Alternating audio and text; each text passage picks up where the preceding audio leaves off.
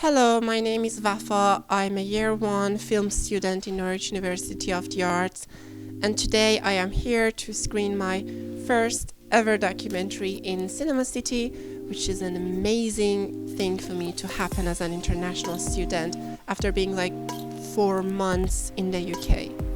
The documentary's name is Spring Ferry, which is about a story that my grandmother used to tell me, because in Iran we were nomads and we were used to go to a summer camp every summer. So this story is about going there, talking with those people again and smelling those aromas again. So it's a very personal story for me.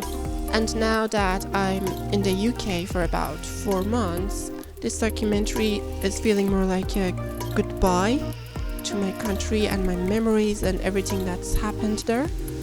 So yeah, it was very wonderful to see it on screen with my friends and my lecturers. When I came here, I was so scared of how I'm going to fit in and feel included as an international film student. But the amount of support I'm getting from everyone, my lecturers, my classmates, is just amazing. Sometimes I cannot believe the amount of support I'm getting.